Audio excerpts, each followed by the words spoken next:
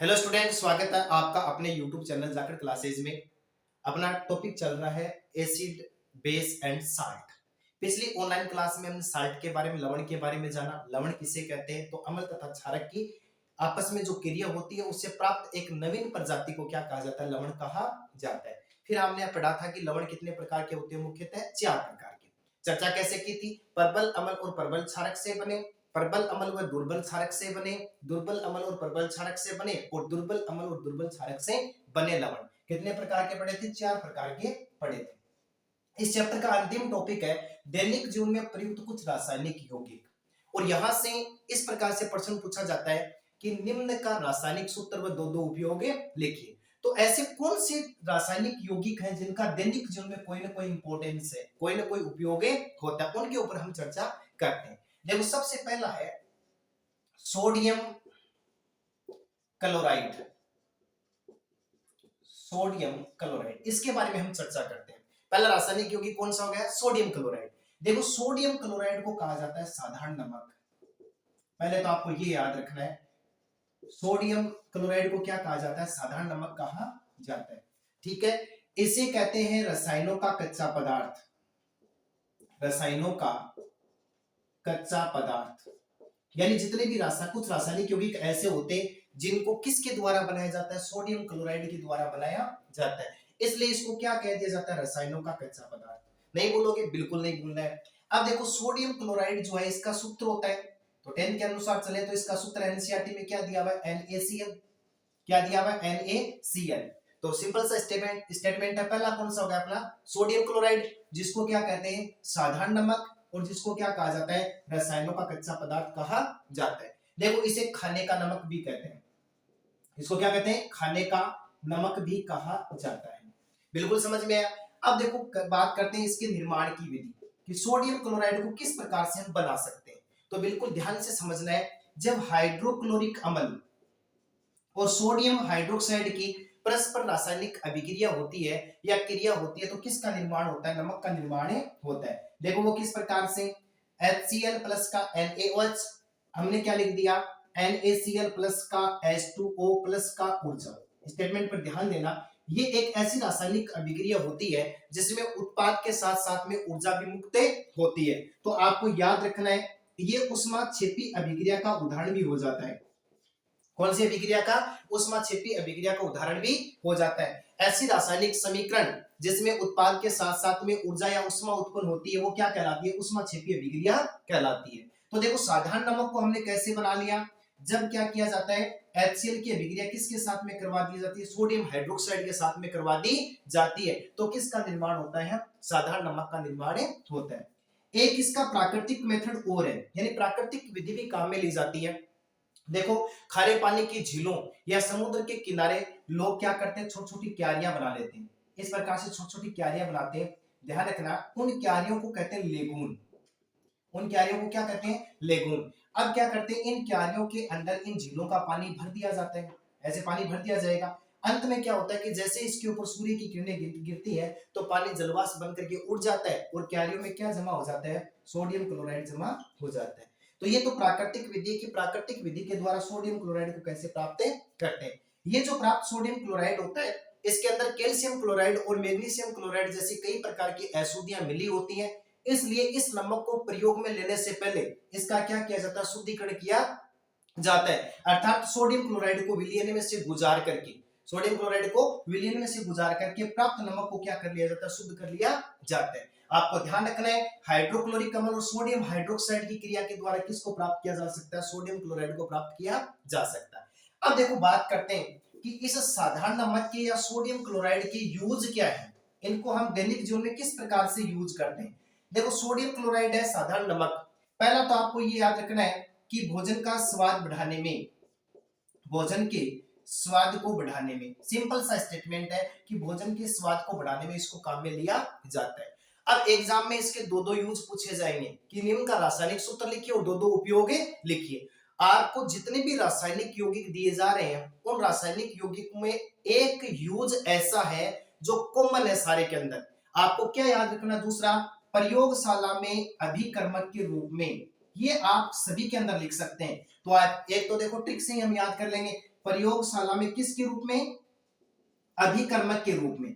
किसके रूप में लिखते हैं, अभिकर्मक के रूप में। तो देखो साधारण नमक का पहला प्रयोग तो हो गया भोजन के स्वाद को बढ़ाने में, दूसरा है प्रयोगशाला में अभिकर्मक के रूप में। इसको जितने भी रासायनिक यौगिक हैं उनके यूज में आप लिख सकते हैं, क्योंकि जितने भी रासायनिक पदार्थ होते हैं उनको प्रयोगशाला के अंदर अभिकर्मक के रूप में काम में लिया जाता है। याद रहेगा, बिल्कुल याद रहेगा। अब 3 नंबर पर बात करते हैं, इसका क्या होता है कि जमाव मिश्रण बनाने में। देखो तीसरा उपयोग बहुत ही महत्वपूर्ण है, जमाव मिश्रण बनाने में। आपने आइसक्रीम बनाने वाले को देखा होगा, जैसे आइसक्रीम कंप्लीट हो जाती है, बचा हुआ पेटी का पानी होता है उड़ेल जाता है, तो वहां पर सफेद रंग की सी परत सी बन जाती है, सफेद रंग दिखाई देता है। वो किसके कारण से होता है, सोडियम क्लोराइड के कारण से। यानी बर्फ को बनाने में किसको काम में लेते हैं, नमक को बनाने, नमक को काम में लिया जाता है या सोडियम क्लोराइड को काम में लिया जाता है। इसके अलावा इसका उपयोग सोडियम हाइड्रोक्साइड बनाने में, किसको, सोडियम हाइड्रोक्साइड बनाने में, बेकिंग सोडा बनाने में यानी सोडियम बाइकार्बोनेट बनाने में, इसके अलावा इसका उपयोग सोडियम कार्बोनेट बनाने में, इसके अलावा इसका उपयोग घावन सोडा बनाने में भी किया जाता है। इस प्रकार से हुआ। अब देखो और बात करते हैं, इसका सबसे महत्वपूर्ण जो उपयोग है वो किसमें हो जाता है, रसोई घर में। रसोई घर में कैसे, अचार मुरब्बा जैसी वस्तुओं को सड़ने व गलने से बचाने के लिए किसको काम में लेते हैं, साधारण नमक या NaCl को काम में लेते हैं। ये कुछ एक महत्वपूर्ण यूज हो गए जिनको हमने यहाँ पर जाना। तो देखो भोजन के स्वाद को बढ़ाने में, प्रयोगशाला में अभिकर्मक के रूप में, जमाव मिश्रण बनाने में, बेकिंग सोडा, देखो caustic soda, baking soda, sodium carbonate, धावन सोडा आदि जैसे रासायनिक पदार्थों को बनाने में, और लास्ट वाला कहता है रसोई घर में भोजन के स्वाद को बढ़ाने के अलावा जैसे अचार मुरब्बा आदि को सड़ने गलने से बचाने में किसको काम में लिया जाता है, सोडियम क्लोराइड को काम में लिया जाता है। अब इस सोडियम क्लोराइड की एक महत्वपूर्ण विशेषता है, वो महत्वपूर्ण विशेषता क्या है उसके बारे में हम बात करते हैं। देखो इसके अंदर एक अलग ही प्रकार का गुण पाया जाता है, प्रस्वेदन का गुण पाया जाता है। किसका गुण पाया जाता है, प्रस्वेदन का गुण पाया जाता है। तो 1 नंबर का ऑब्जेक्टिव क्वेश्चन यहां बन जाता है कि प्रस्वेदन किसे कहते हैं। तो परिभाषा कैसे लिखेंगे, किसी यौगिक का, ध्यान देना परिभाषा पर, किसी यौगिक का वायु की नमी, किसको, किसी यौगिक का वायु की नमी सोख कर, किसी यौगिक का वायु की नमी सोख कर पसीजना क्या कहलाता है, प्रस्वेदन कहलाता है। और ऐसा यौगिक क्या कहलाता है, प्रस्वेदी यौगिक कहलाता है। ऐसा यौगिक क्या कहलाता है, प्रस्वेदी यौगिक कहलाता है। तो नमक कैसा यौगिक है, एक प्रकार का प्रस्वेदी यौगिक है। सर इसका क्या मतलब हुआ, इसका मतलब ये होता है कि वायुमंडल में जो नमी होती है, यदि सोडियम क्लोराइड को खुला छोड़ दिया जाए तो वायुमंडल की वायु से क्या कर लेता है, ये देखो वायुमंडल की वायु को प्राप्त करेगा उसकी नमी को, और इसके अंदर क्या आ जाता है, पसीना आ जाता है। आपको ऐसे याद करना है, इसके अंदर क्या आ जाता है, पसीना, यानी जल को ये छोड़ देता है। इस घटना को क्या कहा जाता है, प्रस्वेदन कहा जाता है। और इस यौगिक को क्या कह दिया जाएगा, प्रस्वेदी यौगिक कह दिया जाएगा। तो अपना पहला रासायनिक यौगिक कौन सा हुआ, सोडियम क्लोराइड। बढ़ते हैं आगे, एक और महत्वपूर्ण यौगिक के बारे में बात करते हैं। इसी कड़ी में इसका दूसरा महत्वपूर्ण यौगिक है POP। देखो ध्यान देना, plaster of Paris, plaster, plaster of Paris. देखो प्लास्टर ऑफ पेरिस, इसको कहते हैं, मैं यहां लिख रहा हूं कैल्शियम सल्फेट, कैल्शियम सल्फेट अर्धहाइड्रेट। क्या कहते हैं इसको, कैल्शियम सल्फेट अर्धहाइड्रेट कहा जाता है। किसको, POP को। देखो प्लास्टर ऑफ पेरिस क्या होता है, तो यहां से अब इसका देखो किसकी बात करते हैं, हम इसके सूत्र की बात करते हैं। सूत्र क्या बन जाता है, तो देखो कैल्शियम सल्फेट का फॉर्मूला होता है CaSO4। अर्ध का मतलब हो गया आधा यानी 1/2, और हाइड्रेट का मतलब हो गया H2O यानी जल। ध्यान रहे ये 100% एग्जाम में पूछा जाता है। NCERT हो या राजस्थान बोर्ड एग्जाम हो, किसी भी प्रकार का सिलेबस हो, 10th क्लास में इस चैप्टर का सबसे महत्वपूर्ण प्रश्न जो बनता है वो ये बनता है कि प्लास्टर ऑफ पेरिस की जल के साथ रासायनिक समीकरण को लिखिए, या जल के साथ रासायनिक अभिक्रिया को समीकरण के द्वारा दर्शाइए। तो आपको याद रखना है, यानी कैल्शियम सल्फेट अर्धहाइड्रेट इसका नाम होता है। सर इसको प्लास्टर ऑफ पेरिस ही नाम क्यों दिया गया, तो देखो आपको मैं अलग से लिख करके बता रहा हूं। सबसे पहले कहाँ की बात है, सबसे पहले फ्रांस की राजधानी, फ्रांस की राजधानी पेरिस में इसे बनाया गया था, इसलिए इसका नाम पड़ गया प्लास्टर ऑफ पेरिस। बिल्कुल याद रह जाएगा। तो देखो क्या हो गया, प्लास्टर ऑफ पेरिस, जिसको हम क्या कहते हैं शॉर्ट एंड ट्रिक में पीओपी पढ़ेंगे। इसका रासायनिक नाम क्या होता है, कैल्शियम सल्फेट अर्धहाइड्रेट, जिस सूत्र क्या होता है CaSO4 dot 1/2 H2O half H2O हो जाएगा। ठीक है, 1/2 आ गया, इसका मतलब अर्ध हो गया, और H2O को इसके साथ लिखा गया, इसका मतलब इसको क्या कहा जाएगा, अर्धहाइड्रेट कहा जाएगा। डियर स्टूडेंट ध्यान रहे, कैल्शियम सल्फेट अर्धहाइड्रेट यदि है तो इसको आप क्रिस्टलन जल भी कहते हैं। आ गया, हमने पिछली ऑनलाइन क्लास में पढ़ा था क्रिस्टलन जल किसे कहते हैं। तो एक लवण, किसी लवण के एक सूत्र इकाई में उपस्थित जल के निश्चित अणुओं की संख्या को क्रिस्टलन जल कहा जाता है। तो यहाँ पर स्पष्ट हो रहा है 1/2, यानी आधा अणु किसका इसके अंदर, जल का है, इसलिए इसको क्रिस्टलन जल भी कहा जाता है। अब देखो इसके निर्माण की विधि क्या है कि भाई प्लास्टर ऑफ पेरिस को कैसे बनाते हैं। तो देखो आप कैसे बनाएंगे, मैं लिख रहा हूं CaSO4 और .2H2O। देखो इसका क्या नाम हो गया, जैसे लिखे इसको calcium, calcium sulphate, sulphate dihydrate. देखो यहाँ पर 2 आ गया ना, इसका मतलब इसके लिए क्या यूज किया जाएगा, डाई यूज किया जाएगा। 2 के लिए क्या यूज किया जाएगा, डाइहाइड्रेट। देखो इसको सामान्य भाषा में क्या कहते हैं, जिप्सम कहते हैं। क्या कहते हैं, जिप्सम। जब जिप्सम को क्या किया जाता है, गर्म किया जाता है, जिप्सम को क्या किया जाता है, गर्म किया जाता है, तो किसका निर्माण होता है, कैल्शियम सल्फेट अर्धहाइड्रेट का निर्माण होता है, या फिर प्लास्टर ऑफ पेरिस का निर्माण होता है। देखो समझते हैं इसको एक रिएक्शन के द्वारा किस प्रकार से। ध्यान देना, मैं यहाँ पर लिखता हूँ CaSO4 .2H2O। तो ये तो अपने पास में क्या हो गया, जिप्सम। जब इस जिप्सम को अपनी बुक के अंदर दिया गया 373 केल्विन ताप पर गर्म करते हैं, क्या करते हैं, 373 ताप पर गर्म करते हैं, या इसको ऐसे याद रखना 393 से 403 केल्विन तापमान होता है। कितना होता है, 393 से 403, लेकिन एनसीईआरटी कहती है कि 373 केल्विन ताप पर जब जिप्सम को गर्म किया जाता है तो क्या होता है, देखो CaSO4 dot half H2O plus का क्या बन जाता है, 1.5 जल का अणु यहाँ से क्या हो जाता है, मुक्त हो जाता है, और किसका निर्माण हो जाता है, POP का निर्माण हो जाता है। इस प्रकार से क्या बनाते हैं, हम POP को बनाते हैं। या इसको देखो कैसे लिखेंगे रासायनिक समीकरण में, हर एंगल से मैं आपको बता रहा हूं। CaSO4 हो गया, इसके 2 मोल ले लेते हैं हम, यानी जिप्सम के कितने अणु लेते हैं, 2। जब इसको गर्म किया जाता है तो देखो क्या बन जाता है, CaSO4, ध्यान देना, CaSO4 डॉट H2O, और इसमें देखो कितना हो जाएगा, इसमें देखो इस प्रकार से इसका निर्माण हो जाएगा, और देखो इसके अंदर किसका निर्माण हो जाएगा, 3 जल के अणु यहाँ से मुक्त हो जाते हैं। अब यहाँ पर देखना एक बार के लिए, यहाँ पर देखो जल के कितने हैं, 2 है, लेकिन 2 से मल्टीपल किया तो कितना हो गया, अपने पास में 4 हो गया। लेकिन देखो यहाँ पर 3 एक रहा, ये 4 रहा, लेकिन कैल्शियम सल्फेट के कितने हैं, 2, तो हम क्या करते हैं, इसके बाहर क्या लगा देते हैं, 2 लगा देते हैं। तो ये भी अपने पास में ध्यान रखना, किसका सूत्र होता है, जिप्सम का सूत्र होता है। किसका होता है, प्लास्टर ऑफ पेरिस का, किस सॉरी प्लास्टर ऑफ पेरिस का। अब एग्जाम में कैसे प्रश्न पूछा जाएगा, उल्टा पूछा जाएगा कि पीओपी की जल के साथ में रासायनिक समीकरण लिखना है, तो आपको क्या काम करना है, calcium sulphate dot half H2O लगा करके 1.5 जल का अणु लगाएंगे ना, तो वापस किसका निर्माण हो जाता है, जिप्सम का निर्माण हो जाता है। ये तो हो गया इसके निर्माण की विधि। अब देखो पीओपी के दैनिक जीवन में उपयोग क्या है, इनके हम बारे में हम चर्चा करते हैं। देखो बहुत ही महत्वपूर्ण उपयोग है। पहला देखो सजावटी सामान बनाने में, सजावटी सामान बनाने में, इसके अलावा मूर्तियां बनाने में, यानी सजावटी सामान बनाने में, मूर्तियां बनाने में, खिलौने बनाने में, और सबसे महत्वपूर्ण है वो किस प्रकार से है, टूटी हुई हड्डियों को, लिख रहा हूं यहां पर, टूटी हुई हड्डियों को जोड़ने के लिए पीओपी का प्लास्टर बांधा जाता है। टूटी हुई हड्डियों को स्थिर रखने के लिए, जोड़ने के लिए क्या किया जाता है, पीओपी का प्लास्टर बांधा जाता है। इसके अलावा एक उपयोग और लिखना आपको, अग्निसह,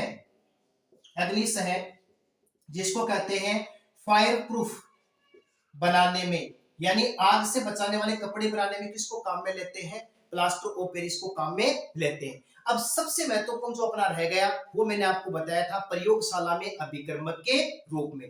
हम जितने भी रासायनिक यौगिक पढ़ेंगे सबके अंदर ये टिकाएंगे कि प्रयोगशाला में अभिकर्मक के रूप में किसको काम में लिया जाता है, जो दिया गया रासायनिक यौगिक होता है उसको क्या कर लेते हैं प्रयोगशाला में अभिकर्मक के रूप में काम में लेते हैं। तो अपना दूसरा रासायनिक यौगिक कौन सा हो गया, प्लास्टर ऑफ पेरिस।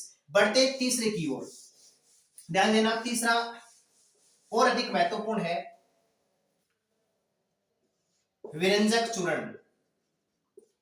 कैसा चूर्ण है, विरंजक चूर्ण। ध्यान देना इसको ब्लीचिंग पाउडर कहते हैं, इसको क्या कहा जाता है, ब्लीचिंग पाउडर कहा जाता है। और इसका क्या नाम हो सकता है, तो ध्यान देना इसको कहते हैं कैल्शियम ऑक्सीक्लोराइड, कैल्शियम ऑक्सीक्लोराइड कहा जाता है। देखो तीसरा है विरंजक चूर्ण, ब्लीचिंग पाउडर और कैल्शियम ऑक्सीक्लोराइड। तो वही बात हो गई, इसका सूत्र क्या बन सकता है, तो ध्यान देना CaOCl2 होता है। ये हो गया कैल्शियम ऑक्सीक्लोराइड। कैल्शियम ऑक्सीक्लोराइड को विरंजक चूर्ण भी कहते हैं और कैल्शियम ऑक्सीक्लोराइड को ब्लीचिंग पाउडर भी कहा जाता है। कैसे इसको विरंजक चूर्ण कहते हैं, कैसे इसको ब्लीचिंग पाउडर कहते हैं, कैसे इसको कैल्शियम ऑक्सीक्लोराइड कहते हैं, हम चर्चा करते हैं। सबसे पहली कहानी आती है इसकी निर्माण की विधि। सबसे पहले कहानी आती है निर्माण की विधि कि इसको किस प्रकार से बनाया जाता है।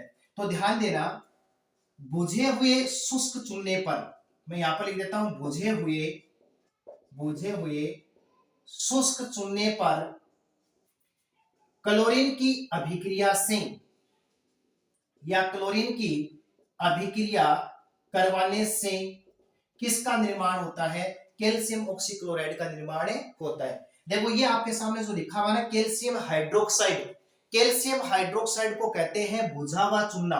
कैसा चूना होता है ये, बुझा हुआ चूना। देखो कैसे बात करते हैं, ये अपने पास में हो गया कैल्शियम ऑक्साइड जिसको कहते हैं बिना बुझा हुआ चूना। जब इसके अंदर किसको मिला दिया जाए, पानी को मिला दिया जाए तो किसका निर्माण हो जाता है, कैल्शियम हाइड्रोक्साइड का निर्माण हो जाता है जिसको कहते हैं बुझा हुआ चूना। जब इस बुझे हुए चूने के ऊपर किसकी अभिक्रिया करते हैं, कौन सी गैस गुजारते हैं, क्लोरीन गैस गुजारते हैं, तो किसका निर्माण हो जाता है, कैल्शियम ऑक्सीक्लोराइड का, और प्लस में किसका निर्माण हो जाता है, जल का निर्माण हो जाता है। तो बिल्कुल समझ में आया होगा विरंजक चूर्ण, ब्लीचिंग पाउडर, कैल्शियम ऑक्सीक्लोराइड का निर्माण कैसे होता है। जब बुझे हुए चूने के ऊपर क्लोरीन की अभिक्रिया करवाई जाती है तो विरंजक चूर्ण का या कैल्शियम ऑक्सीक्लोराइड का निर्माण होता है। अब काम की बात देखो क्या होता है, ये जो कैल्शियम ऑक्सीक्लोराइड है, मैं एनसीईआरटी से थोड़ा सा बाहर लेकर के जा रहा हूं, इसका इंपोर्टेंस क्या है। देखो जब कैल्शियम ऑक्सीक्लोराइड की क्रिया अम्लों के साथ में करवाई जाती है, किसके साथ में, अम्लों के साथ में करवाई जाती है। देखो मैंने जैसे क्या लिखा, कैल्शियम ऑक्सीक्लोराइड प्लस का HCl। अब यहाँ पर जो प्रोडक्ट बनता है उसकी बात करते हैं, ये कैल्शियम किसके साथ में जुड़ेगा, Cl के साथ में, तो अपने पास में बन गया कैल्शियम क्लोराइड। और क्या बन जाएगा इसके अंदर, H2O, और क्या बन जाएगा H2O, और प्लस का क्या बन जाएगा, क्लोरीन गैस। मैं ये क्यों बता रहा हूं, यहां से मुक्त होने वाली जो क्लोरीन गैस है, ध्यान देना पॉइंट को नोट करना, यहां से मुक्त होने वाली क्लोरीन गैस किसके साथ में क्रिया करेगी, जल के साथ में क्रिया करेगी, और जल के साथ में क्रिया कर एक तो बना लेगी हाइड्रोक्लोरिक अम्ल। देखो H2 प्लस का Cl2 2HCl बन गया, बच गया कौन, ऑक्सीजन। और जैसे ही ये क्रिया करती है तो नवजात, ध्यान देना, नवजात परमाणविक, इस बार अणु के रूप में नहीं है, किसका निर्माण करती है, नवजात परमाणविक ऑक्सीजन का निर्माण करती है। तो ये मुक्त होने वाली क्लोरीन गैस और ये जो ऑक्सीजन है ये कपड़ों का, कागजों का रंग उड़ाने में काम आती है, तो इसलिए इसको देखो किसके रूप में जानते हैं, विरंजक चूर्ण के रूप में जानते हैं। ये एनसीईआरटी में नहीं दिया हुआ कट है, लेकिन इसका नाम दिया विरंजक चूर्ण। इसको समझाने के लिए मैंने आपको एक रिएक्शन से बताया कि जब किसी भी अम्ल की अभिक्रिया किसके साथ में करवाई जाती है, कैल्शियम ऑक्सीक्लोराइड के साथ में करवाई जाती है, तो क्या मुक्त होती है, क्लोरीन गैस। ये क्लोरीन गैस जल के साथ में क्रिया करती है और किसका निर्माण कर देती है, नवजात परमाणविक ऑक्सीजन का। और मुक्त होने वाली ऑक्सीजन गैस किसी यौगिक का रंग उड़ाने का काम करती है, रंग उड़ाने के कारण इसको क्या कह दिया जाता है, विरंजक चूर्ण कह दिया जाता है। अब देखो काम की बात, इसके अलावा देखो ऑक्सीजन के बारे में बात करते हैं। अब आपके सामने है कि विरंजक क्या होता है, विरंजन किसे कहते हैं। ये परिभाषा 1 नंबर की पूछी जा सकती है, विरंजन क्या होता है? तो ध्यान रखना, किसी यौगिक या गैस के द्वारा, किसी यौगिक या गैस के द्वारा किसी वस्तु का रंग उड़ा देना, किसी वस्तु का रंग उड़ा देना क्या कहलाता है? विरंजन कहलाता है। क्या कहलाता है? विरंजन कहलाता है। तथा ऐसा यौगिक क्या कहलाता है? विरंजक यौगिक कहलाता है। तो यहां पर क्लोरीन और ऑक्सीजन क्या है? एक प्रकार के विरंजक हैं और इनकी क्रिया क्या कहलाती है? विरंजन कहलाती है। तो ये परिभाषा एग्जाम में पूछी जा सकती है कि विरंजन किसे कहते हैं। तो लिखना है, किसी यौगिक या गैस के द्वारा किसी वस्तु का रंग उड़ा देना क्या कहलाता है? विरंजन कहलाता है। अब देखो थोड़ा सा आगे बढ़ते, जिस प्रकार से दो यौगिक हमने पहले पढ़े, उनके दैनिक जीवन में यूज पढ़ रहे थे हम, तो इनका दैनिक जीवन में यूज क्या हो सकता है? तो एक तो मैं चिल्ला चिल्ला के आपको बता ही रहा हूं, किसी वस्तु का रंग उड़ाने में, तो आपको देखो किसको इसमें, इसको कागज, कपड़ा तथा कांच उद्योग में काम में लिया जाता है। इसके अलावा देखो क्या होता है, जैसे सूती वस्त्र है या फिर इसके अलावा लिनेन है, लिनेन के रंग उड़ाने में इसको काम में लिया जाता है। इसके अलावा लकड़ी की मज्जा जो होती है उसको साफ करने में, लॉन्ड्री को साफ करने में किसको काम में लिया जाता है? विरंजक चूर्ण को काम में लिया जाता है। अब देखो इसके अलावा इसका जो महत्वपूर्ण यूज है वो क्या है? पीने के पानी को शुद्ध करने में, पीने के पानी को जीवाणुओं से मुक्त करने में, ये लाइन लिखी हुई है एनसीईआरटी में, जीवाणुओं से मुक्त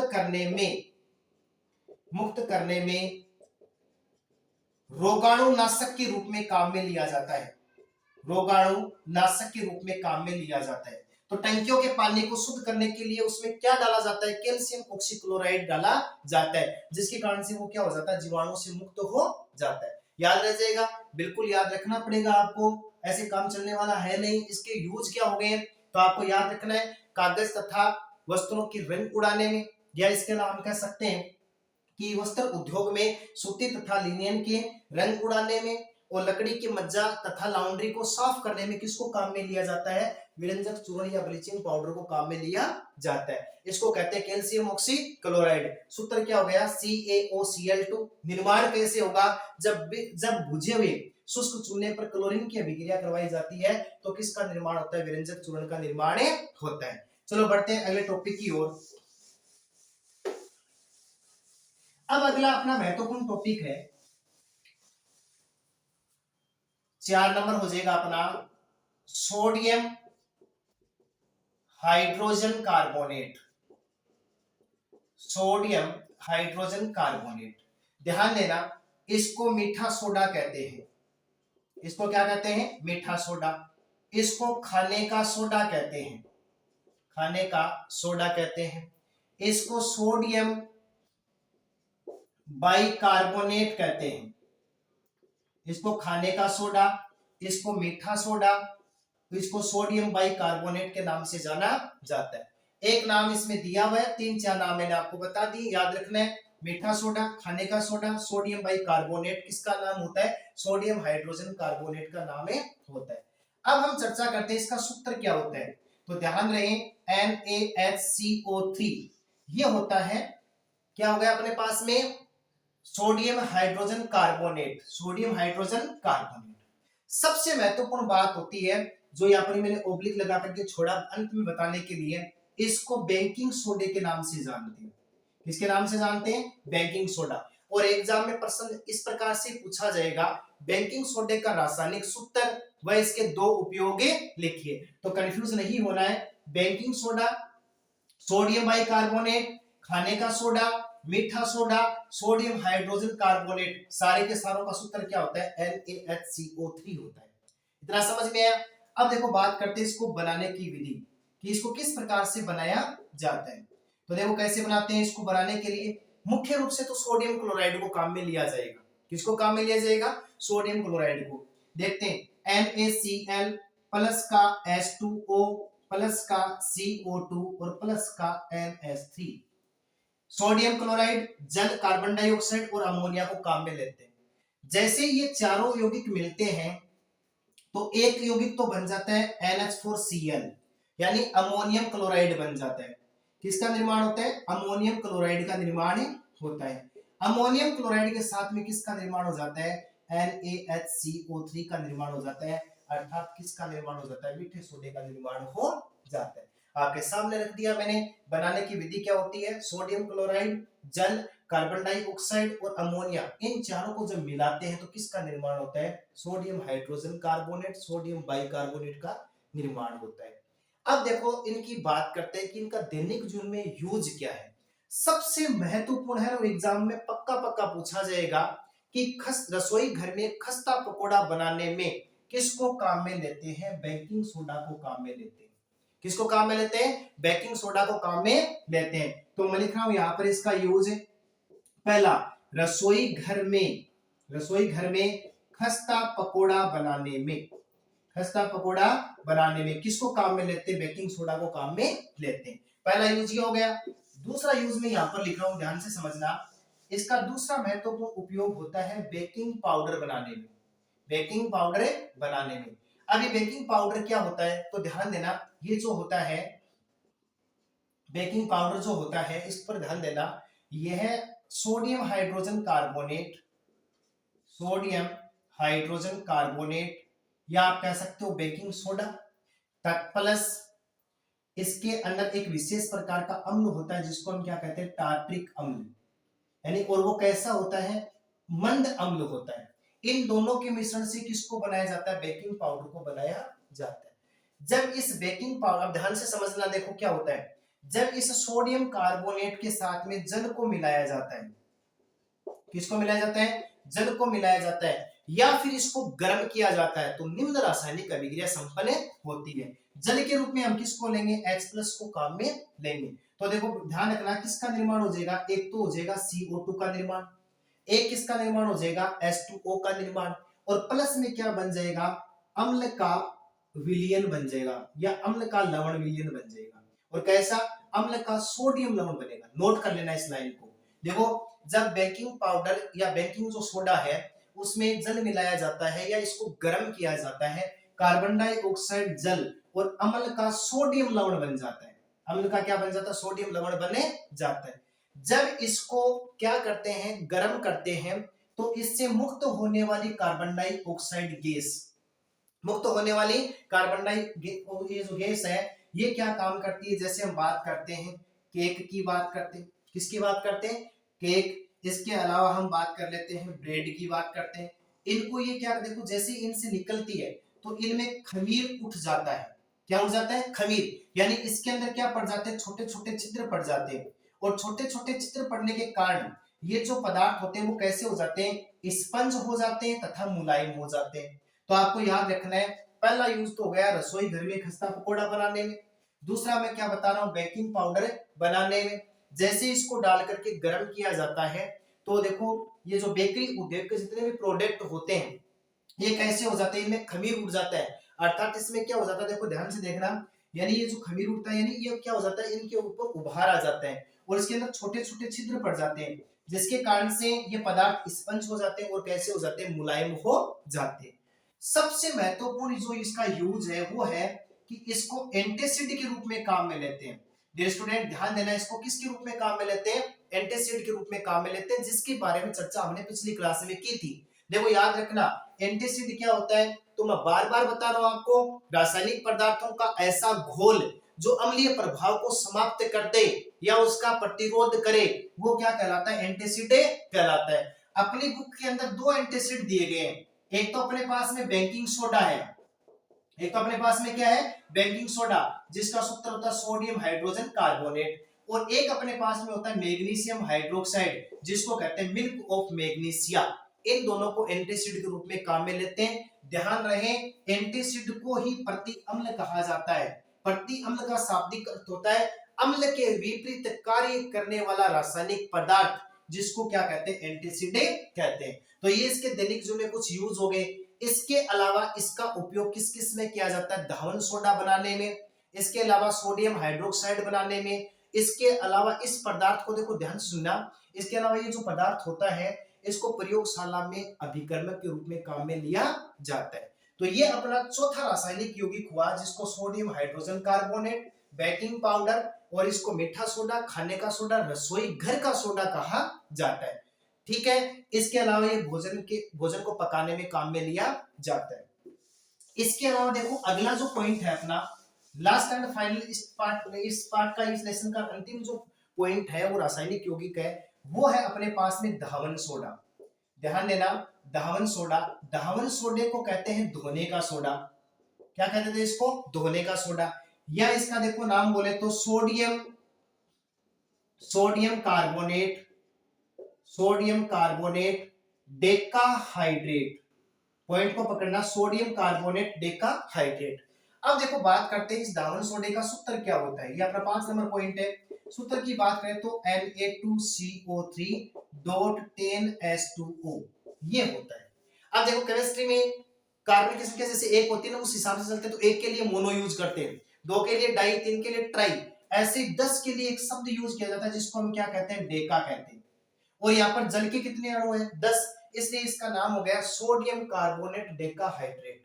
बिल्कुल नहीं भूलना, इसको धावन सोडा, धोने का सोडा कहा जाता है।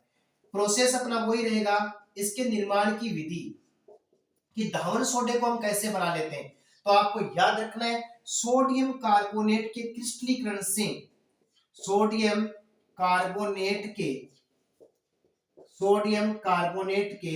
क्रिस्टलीकरण से धावन सोडा बनता है। वो कैसे? तो एकदम सिंपल सा रिएक्शन है, इसमें ज्यादा दिमाग लगाने वाली आवश्यकता नहीं। सोडियम कार्बोनेट के साथ में जल के कितने अणु मिला दो? 10। तो बीच में किसका निशान लगा दो? प्लस का, और वापिस वैसा का वैसा लिख दो Na2CO3, और प्लस की जगह कौन सा मार्क ले लो इस बार? डॉट का। किसका ले लो? डॉट का। ये अपने पास में जो भी बना है इसको क्या कहा जाता है? धावन सोडा कहा जाता है। ध्यान आ जाएगा। तो धावन सोडे को कैसे बनाते हैं? सोडियम कार्बोनेट के क्रिस्टलीकरण से किसको बनाया जाता है? धावन सोडे को बनाया जाता है। अब देखो, अब इसके यूज की बात करते हैं भाई, दैनिक जीवन में इसका क्या है? तो सिंपल सी बात है, धावन सोडा इसका मतलब कपड़ों की धुलाई में, यानी इसको साफ सफाई में काम में लिया जाता है। इसके अलावा जो इसका इंपॉर्टेंट जो यूज है, बहुत ही महत्वपूर्ण उपयोग है, वो आपको ध्यान रखना है। ये क्या काम करता है? जल की स्थायी कठोरता, ध्यान देना, जल की स्थायी कठोरता हटाने में किसको काम में लेते हैं? धावन सोडे को काम में लेते हैं। या फिर इसको ऐसे लिखा जा सकता है, जल के मृदुकरण में इन यौगिकों के कुछ इंपॉर्टेंट कार्य हैं और वो एग्जाम में पूछे जाते हैं। तो आपको ये मोस्ट लगाना, 3 स्टार बना दिया इसको। जल की स्थायी कठोरता हटाने में या फिर जल के मृदुकरण में किसको काम में लेते हैं? धावन सोडे को काम में लेते हैं। इसकी एक अलग से विशेषता होती है, एक इसमें एक विशेष प्रकार का गुण पाया जाता है जिसको कहते हैं उत्फुलन। क्या कहते हैं? उत्फुलन कहते हैं। देखो उत्फुलन का मतलब क्या होता है? जब धावन सोडे को वायु में खुला छोड़ दिया जाए, जब धावन सोडे को वायु में खुला छोड़ दिया जाए तो इसमें उपस्थित जल के अणु वायुमंडल में मुक्त हो जाते हैं। देखो किस प्रकार से हमने लिखा Na2CO3.10H2O, इसको वायु में खुला छोड़ दिया तो देखो इसमें क्या होगा? Na2CO3 और .H2O ये बन जाएगा, और इसमें से 9 जल के अणु क्या हो जाते हैं? वायुमंडल में मुक्त हो जाते हैं। इस घटना को कहा जाता है उत्फुलन। क्या कहा जाता है? उत्फुलन।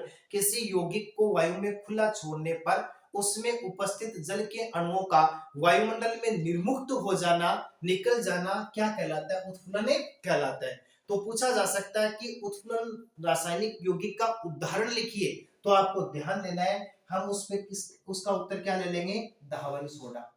अब देखो इसके अंदर जो ये जल का एक अणु बचा है, यदि इसको हम और अधिक गर्म कर दें, क्या कर दें? इसको और अधिक गर्म कर दें तो बचा हुआ जल का अणु भी वायुमंडल में मुक्त हो जाता है और ये किस में बदल जाता है? सोडियम कार्बोनेट में बदले जाता है। तो समझ में आया होगा उत्फुलन किसे कहते हैं, यानी किसी यौगिक को वायु में खुला छोड़ने पर उसमें उपस्थित जल के अणु वायुमंडल में मुक्त हो जाते हैं, इसलिए उसको क्या कहा जाता है? उत्फुलन कहा जाता है। और अपने पास में एग्जांपल, जल के 10 अणु थे, 9 जल के अणु वायुमंडल में चले जाते हैं, बचा एक जो जल का अणु है उसको भी यदि और अधिक गर्म कर दिया जाए तो वो भी क्या हो जाता है? निकल जाता है। इस प्रकार से इस चैप्टर के अंदर अंत में कुछ रासायनिक यौगिक थे, आपको स्टार लगा लेना है। 5 यौगिक है। सबसे पहला वाला सोडियम क्लोराइड, हो गया। दूसरा अपने पास में कौन सा हो गया था, प्लास्टर ऑफ पेरिस। और तीसरा कौन सा हो गया था अपने पास में, बेकिंग पाउडर वाला हो गया, व्यंजक चूर्ण वाला हो गया और धावन सोडे वाला हो गया। अब एग्जाम में इस चैप्टर का जो अंतिम पॉइंट, इसी का एक पॉइंट है जिसको मैंने अलग से रखा है, इसमें एक अभिक्रिया बन जाती है। और वो अभिक्रिया कौन सी है, उसको एक रासायनिक यौगिक है अपना 6 नंबर वाला। देखो बात करते हैं किसकी, NaOH को। देखो NaOH का नाम हम पढ़ते आ रहे हैं, इसका नाम होता है सोडियम हाइड्रोक्साइड। इसको क्या कहते हैं, सोडियम हाइड्रोक्साइड। ध्यान रहे सोडियम हाइड्रोक्साइड को एग्जाम में कम ही पूछा जाता है, इसकी जगह एक नाम पूछ दिया जाता है, कास्टिक सोडा किसे कहते हैं, और कास्टिक सोडे को बनाने की विधि और इसका रासायनिक सूत्र लिखिए। तो ध्यान रहे सोडियम हाइड्रोक्साइड को क्या कहा जाता है, कास्टिक सोडा कहा जाता है। अब देखो सोडियम हाइड्रोक्साइड को कैसे बनाते हैं, तो ध्यान रखना सोडियम क्लोराइड के जलीय विलयन में, किसमें, सोडियम क्लोराइड के जलीय विलयन में, ये इसका जलीय विलयन हो गया और ये द्रवितावस्था में आ गया। जब सोडियम क्लोराइड के जलीय विलयन में विद्युत धारा प्रवाहित की जाती है, बहुत मोस्ट है ये, यहाँ से एक प्रश्न बनेगा, वो प्रश्न हम आगे बाद में चर्चा करेंगे, पहले समझो। सोडियम क्लोराइड के जलीय विलयन में विद्युत धारा प्रवाहित की जाती है, तो देखो किस प्रकार का यौगिक बनता है, यहाँ पर बन जाएगा सोडियम हाइड्रोक्साइड, प्लस का यहाँ पर बन जाएगा क्लोरीन गैस, और प्लस का यहाँ पर क्या बन जाएगा, हाइड्रोजन गैस। ये इस प्रकार का प्रोडक्ट बनता है। अब इसमें देखो क्या होता है कि ये जो पूरी की पूरी जो रिएक्शन हुई है, इसको एक स्पेशल नाम देते हैं क्लोर क्षार, क्लोर क्षार अभिक्रिया। ध्यान देना, क्लोर क्षार अभिक्रिया या क्लोर भस्म अभिक्रिया के नाम से जानते हैं। किसके नाम से जानते हैं, क्लोर क्षार या क्लोर भस्म अभिक्रिया कहते हैं। मैंने इसको सबसे अंत में क्यों रखा है, क्योंकि प्रश्न यहां से सीधा यहां से पूछा जाता है। कोई नहीं पूछता कि सोडियम हाइड्रोक्साइड का सूत्र लिखिए, इसको कैसे बनाते हैं, बीच में से पूछ लिया जाएगा क्लोर क्षार भस्म अभिक्रिया किससे कहते हैं। तो देखो क्या हुआ यहाँ पर, इससे जब सोडियम क्लोराइड के जलीय विलयन में विद्युत धारा प्रवाहित की, तो उत्पाद में जो सोडियम हाइड्रोक्साइड बना वो तो अपने आप में क्या है, एक प्रकार का क्षार, और साथ में इसमें कौन सी गैस मुक्त हो रही है, क्लोरीन, जो अपने आप में क्या है, क्लोर, इसलिए इसको कहा जाता है क्लोर क्षार अभिक्रिया या क्लोर भस्म अभिक्रिया कहा जाता है।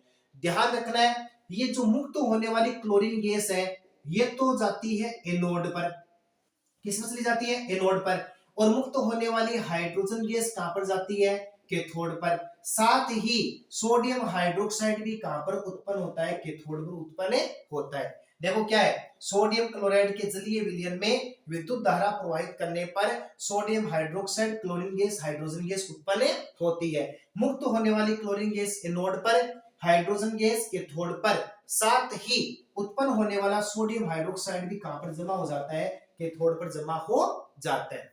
अब देखो ये कास्टिक सोडा हुआ, यानी इसके अब यूज की बात करें तो पहला यूज तो अपना वही रह जाएगा इसका, प्रयोगशाला में अभिकर्मक के रूप में, बिल्कुल याद रख लोगे, प्रयोगशाला में अभिकर्मक के रूप में जिसको काम में लिया जाता है। इसके अलावा कास्टिक सोडा जो होता है इसको किस में काम में लिया जाता है, ध्यान से देखना, कास्टिक सोडे को सोडियम कार्बोनेट बनाने में, बेकिंग पाउडर बनाने में, रासायनिक यौगिकों को बनाने में काम में लिया जाता है। और सोडियम क्लोराइड को बनाने में थोड़ी देर पहले ही हमने पढ़ा था, कैसे, जैसे मैं बोलूं NaOH प्लस का HCl, तो देखो आपको ध्यान होगा हमने यहाँ पर बनाया था NaCl प्लस का H2O। इसका मतलब सोडियम क्लोराइड को बनाने में भी किसको काम में लेते हैं, सोडियम हाइड्रोक्साइड को काम में लेते हैं। अब एक अलग से 1 नंबर का प्रश्न मैं लास्ट में यहाँ पर बता रहा हूं, याद रखना, ये जो धावन सोडा आया था इसको बोरेक्स बनाने में काम में लेते हैं। किसको बनाने में, बोरेक्स का लवण बनाने में काम में लेते हैं, और बोरेक्स का सूत्र होता है Na2B4O7.10H2O। तो अगला एग्जाम में सीधा दे दे कि बोरेक्स का रासायनिक सूत्र लिखिए, तो आपको ध्यान रखना है Na2B4O7.10H2O होता है।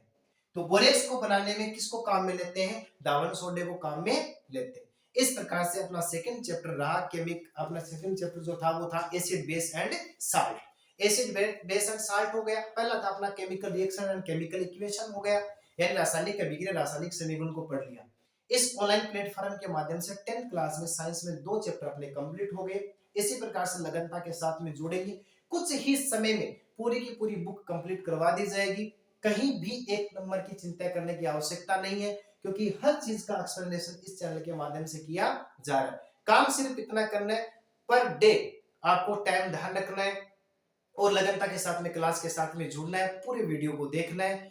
जो भी चीज नहीं समझ में है कमेंट बॉक्स में जरूर रखना है, और इस क्लास को अधिक से अधिक शेयर कीजिए ताकि आपके जितने भी साथी हैं उनको पूरा पूरा बेनिफिट मिल सके। स्वागत करता हूं एक बार से सभी विद्यार्थियों का इस ऑनलाइन प्लेटफॉर्म के ऊपर। स्वागत है, अभिनंदन है, धन्यवाद।